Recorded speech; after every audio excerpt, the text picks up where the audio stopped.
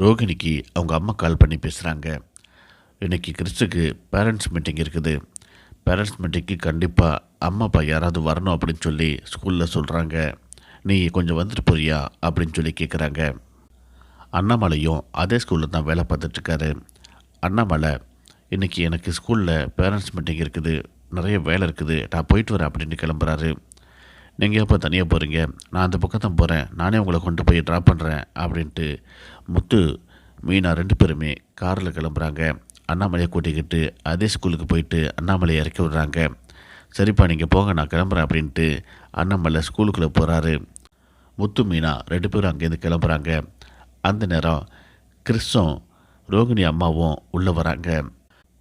மீனா கிறிஸை பார்த்துட்டு வேகமாக போயிட்டு கிறிஸை தூக்குறாங்க. என்னம்மா நீங்கள் ஒரு ஃபோன் கூட பண்ண மாட்டீங்க, எங்களையும் ஃபோன் பண்ண வேணாம்னு சொல்லிட்டீங்க, எப்படி இருக்கீங்க அப்படின்னு சொல்லிட்டு மீனா விசாரிக்கிறாங்க. அர்ஜென்ட்டாக மிஸ்ஸை பார்க்க போகிறேன், நான் போயிட்டு வந்து பேசுகிறேன் அப்படின்னு சொல்லிட்டு ரோகிணி அம்மா டக்குன்னு அங்கேருந்து கிளம்பி போகிறாங்க. மீனாவுக்கு இந்த இடத்துல ஒரு சந்தேகம் வருது. முத்துக்கிட்ட சொல்கிறாங்க, எனக்கு என்னமோ இந்த கிறிஸோட அப்பா உங்கள் அண்ணனாக தான் இருக்குமோ அப்படின்ட்டு எனக்கு தோணுதுங்க அப்படின்னு சொல்கிறாங்க. இதை கேட்டு முத்து அதிர்ச்சியாக நிற்கிறாரு. சரி, அப்படின்னா அம்மா யார் அப்படின்ட்டு முத்து கேட்குறாரு. அம்மா அந்த ஜீவாவாக தான் இருக்கணும் அப்படின்ட்டு மீனா சொல்கிறாங்க. இதை கேட்டு முத்து ரொம்ப ஷாக்காகி நிற்கிறாரு. இதோட இந்த ப்ரோமோ முடியுது.